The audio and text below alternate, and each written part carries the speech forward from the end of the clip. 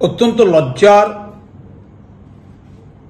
বিষয়, প্রাক্তন বিজেপির সাংসদ শ্রীমতী লকেট চ্যাটার্জি নির্লজ্জভাবে, উদ্বেগজনকভাবে, ঘৃণ্যভাবে তথ্য না জেনে আমাদের মুখ্যমন্ত্রী শ্রীমতী মমতা বন্দ্যোপাধ্যায় এবং আমাদের নেতা শ্রী অভিষেক বন্দ্যোপাধ্যায়কে অপমান করে কদর্যভাবে একটি অসত্য তথ্য এক্স হ্যান্ডেলে প্রচার করেছেন ঘাটাল মাস্টার প্ল্যান নিয়ে। তার জানা দরকার, ভারত সরকার যা বিজেপির নেতৃত্বে চলছে, গত কয়েক বছরে ঘাটাল মাস্টার প্ল্যানের জন্য একটি পয়সাও অনুমোদন করেনি, ধার্য করেনি, বাংলাকে দেয়নি, বাংলা সরকারকে দেয়নি। 2014 সালে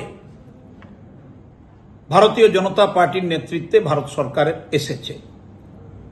শ্রীমতী লকেট চট্টোপাধ্যায়, আপনিও তো সাংসদ ছিলেন, তো আপনি একদিনের জন্য ঘাটাল মাস্টার প্ল্যানে পয়সা দেওয়ার জন্য ভারত সরকারের কাছে আবেদন করেছেন আপনাদের দলের এমপিদের নিয়ে প্রধানমন্ত্রীর কাছে? করেননি। আপনাদের সভাপতি থেকে শুরু করে সব নেতারা ঘাটালে এসে দাবি করেছিলেন যে ঘাটাল মাস্টার প্ল্যান মঞ্জুর হয়ে যাবে, পয়সা দেওয়া হবে। কোথায় হলো?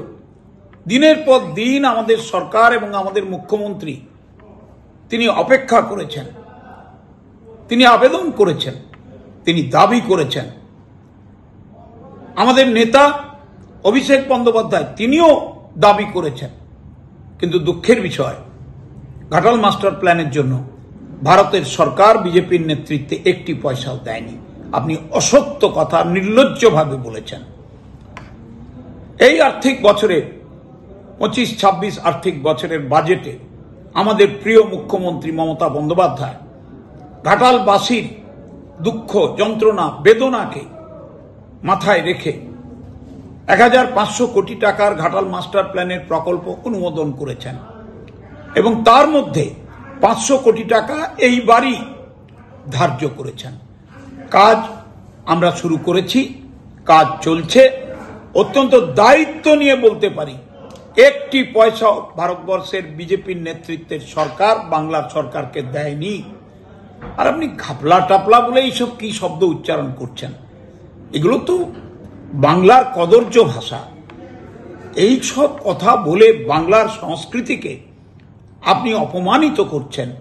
বাংলার মুখ্যমন্ত্রী, জননেত্রী, যাকে সবাই মাতৃরূপে দেখেন, তাকে অপমান করছেন। আমাদের নেতা অভিষেককে বন্দ্যোপাধ্যায়কে আপনারা অপমান করছেন।